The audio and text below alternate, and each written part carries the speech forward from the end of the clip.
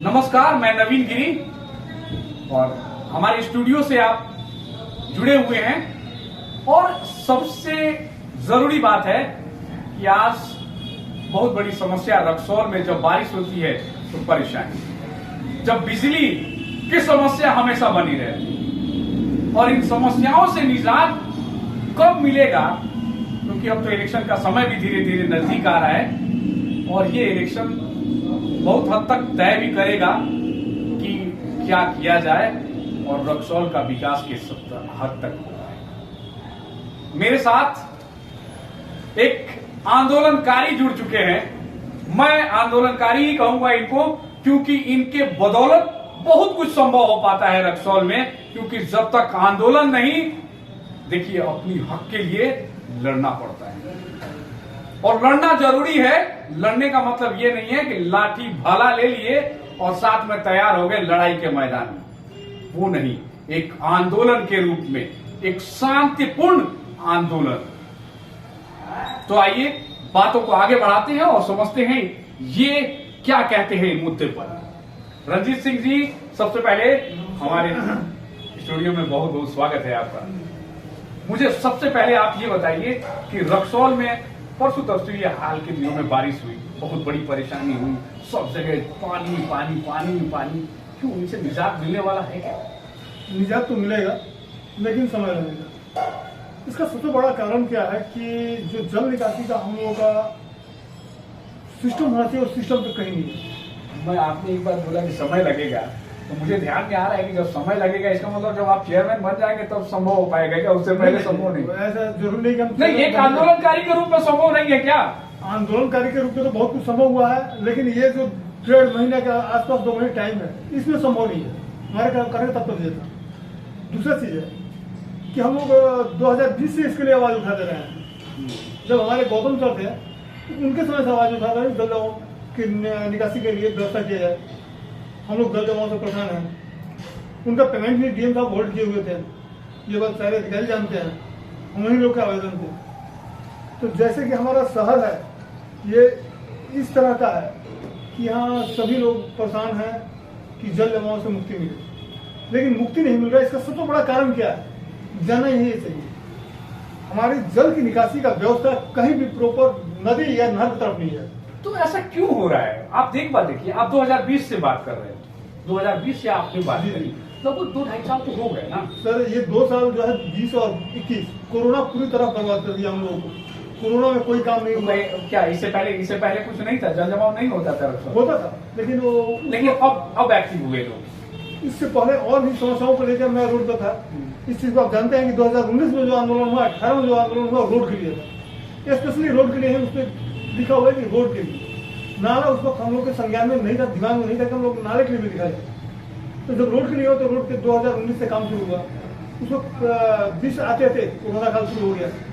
इसमें हम लोग शुरुआत में जो जनवरी में कोशिश की थी जल जमाव से मुक्ति के लिए, हमारे सर लोग प्रयास करें, नहीं हुआ। हम डीएम साहब को पत्र भेजे, डीएम साहब को लिखे और अनुमंडल का वीडियो बनाकर हम डाल दिए, जो मेरे फेसबुक पर आज भी मिलेगा। उसी के संज्ञान को, उसी पत्र के संज्ञान में लेते हुए डीएम साहब का ब्लॉक पदाधिकारी महोदय का पेमेंट भी होल्ड कर दिए थे। और उसके बाद कोरोना काल शुरू हुआ तो उसमें हम लोग कोई आंदोलन नहीं कर पाए, नहीं किसी को चिट्ठी पत्र दे पाए, क्योंकि कोरोना काल में सभी कोई बिखरे हुए थे, परेशान थे, तबाह थे। एक बात बताइए, अब तो यही लग रहा है मुझे कि अब चेयरमैन बनने के बाद ही ये संभव हो पाएगा, आंदोलन से आपसे संभव नहीं हो पाएगा। हमें कहीं ना कहीं जब हम आवाज उठाते हैं तो किसी नेता को बोलते हैं या किसी पदाधिकारी को बोलते हैं सर मेरा काम करा दीजिए, और वो काम नहीं कराते हैं। हम उनके गले में फांसी का फंदा नहीं डाल सकते हैं, उनको गोली नहीं मार सकते हैं। हम शांतिपूर्ण ढंग से अपनी बात को उनके सामने रखना चाहते हैं, और इसी के लिए हम 11-11 दिन आमरण करते हैं। कम से कम अधिकारी जगह, हमारे जनप्रतिनिधि जगह और इस समस्या से निजात दिलाए। तो अब तो आप ही चेयरमैन बनने के लिए तैयार हैं? सर हम नहीं। अब तो मामला लगा, आप नहीं, आपकी पत्नी, चलिए वो चीज ठीक है, लेकिन सारी चीजों को तो आपको ही हैंडल करना है। बिल्कुल, और हैंडल तो हम खुद करेंगे, मैडम भी करेंगी, और एक महिला को कमजोर ना समझा जाए। नहीं, कमजोर की बात नहीं, मैं कमजोर की बात नहीं कर रहा हूँ। मेरी बातों को समझिए, मैं कमजोर की बात नहीं कर रहा हूँ। आप एक बात बताइए कि आप आज तो एक आंदोलनकारी के रूप में ही आप रह जाएंगे, आपकी पत्नी चुनाव लड़ रही, ठीक है, क्योंकि लेडीज सीट है इस वजह से ना, और कोई वजह तो नहीं है। अच्छा ये बताए, इससे पहले उनका कोई रोल तो नहीं रहा है ना, आपका रोल रहा है नहीं, और आपके रोल के बदौलत ही उनको मेरे आंदोलन में वो आई है। नहीं, वो मैं समझ गया, वो मैं आपकी बात समझ रहा हूँ, लेकिन आपकी बदौलत ही उनको वोट मिलेगा ना, आप इस बात से एग्री है? एक पत्नी का नाम पति से ही पहचाना जाता है ना, तो मैं इसीलिए बोल रहा हूँ, मैं इसीलिए बोल रहा हूँ। अच्छा एक बात हो, दूसरी बात जो ये बिजली की समस्या है, क्योंकि गर्मियों के समय में, अब तो हम लोग गर्मी के लास्ट में पहुंच गए, कितनी बड़ी समस्या है रक्सौल के लिए, क्या आखिर क्या वजह है ये बिजली के पीछे? हम लोग के रक्सौल में पीक आवर जो हम लोग का होता है संध्या शाम के 6-7 बजे से लेकर के सुबह 6-7 बजे तक, इसमें हम लोगों को लगभग 45 मेगावाट बिजली की जरूरत होता है, लेकिन जो ऊपर से हम लोग का सप्लाई आता है वो 15 से 30 का आसपास आता है, जिसकी वजह से हम लोग का बिजली आपूर्ति पूरा नहीं हो पाता है। तो इसके लिए हमारे अधिकारी जो भी थे, हमारे चिट्ठी को संज्ञान में लेते हुए उसको आगे बढ़ाए हैं और अपने अधिकारी लोग को सूचित किया है, क्योंकि इससे पहले बिजली विभाग में हम लोग आंदोलन कर चुके हैं, तो सारे लोग परिचित हैं और भेजने के बाद कुछ धीरे धीरे सुधार हो रहा है। जैसे कि पहले हमारे यहाँ लगभग 8 घंटा कट रहा था, आज के डेट में देखिएगा तो वो रेशियो धीरे धीरे घट रहा है, 8 से 7 होगा, 7 से 6 होगा, 6 से 5 होगा। गर्मी जब पीक में थी, जब जून जुलाई अगस्त के समय में, उस समय तो ज्यादा परेशानी होती थी ना, उस समय ज्यादा परेशानी। अब क्या है, क्योंकि अब लोग थोड़ा सा मौसम थोड़ा ठीक हो रहा है, बारिश हो रही है, थोड़ा ठीक हो रहा है, तो उस समय तो परेशानी हुई है ना। पीक आवर में परेशानी अगर आपको होती है तो उसको परेशानी कहते हैं, तो वैसे समय में क्यों नहीं वो प्रॉपर तरीके से ये काम हो पाता? इसके लिए ये लोग पहले से तैयारी कर रहे हैं और बेला के पास एक हमारा पावर ग्रिड बढ़ रहा है, वो जब बैठ जाता है दिसंबर में शुरू हो जाता है तो हम लोग का हमेशा के लिए प्रॉब्लम दूर हो जाएगा, समस्या दूर होने के चांसेस हैं। जब अभी हम लोग के यहाँ से रमगढ़वा और आरापुर गढ़ाई चारों वितरित हो जाता है, और उस वक्त हम लोग पास अभी शायद 6 या 7 PSS हम लोग द्वारा चलाया जा रहा है, और उस वक्त मात्र 2 ही PSS चला जाएगा, मात्र रक्सौल का, और इसको टोटल यही कंट्रोल करेगा।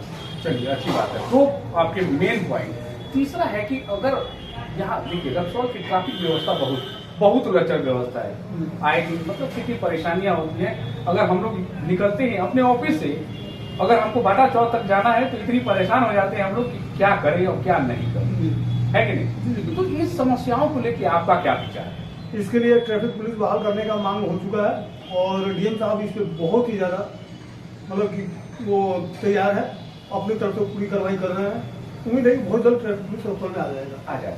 इसका लेटर हम दिखा देंगे जो डीएम साहब के द्वारा आया है, और डीएम साहब इस पे अच्छे खासा काम कर रहे हैं। तो आपको अब लग रहा है कि वो ट्रैफिक व्यवस्था भी हमारी सुचारू रूप से होती है? इनका क्यों नहीं हो पाता? जैसे रेडी वाले ठेला वाले जो हैं उन लोगों के लिए भी देखिए, आप जब रोड पे जाते हैं तो वो लोग बिल्कुल रोड पे चिपक के वो लोग लगाते हैं। इसका सबसे बड़ा कारण है कि हमारे यहाँ कोई वेंडिंग जोन नहीं है, और वेंडिंग जोन का मांग हम करते हैं हमारे यहाँ।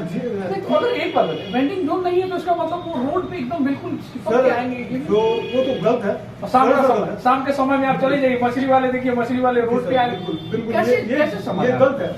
लेकिन यहाँ विरोध कौन करेगा? आप स्वयं नहीं करना चाहते, हम नहीं कर पाते हैं, इसका सबसे बड़ा कारण होता है वो आपके हमारे भाई बंधु हैं, हम सभी अपने हैं, उन लोगों को समझाते हैं हम लोग, भाई थोड़ा साइड में करो, और उस वक्त जिस वक्त हम लोग समझाते हैं लोग साइड हो जाते हैं। तो जब बात नहीं करते तो हम उनका विरोध नहीं कर पाते हैं, और पुनः बाद में वो दोबारा फिर वही जगह पे आ जाता है, और यही काम अधिकारी भी करा रहे हैं, तो कुछ देर के लिए साइड होते हैं। लेकिन इसका परमानेंट समाधान तभी होगा जब एक वेंडिंग जोन बना के दिया जाएगा। भाई वेंडिंग जोन से बाहर आएगा तो मुझे जुर्माना होगा। चलिए ये अच्छा है।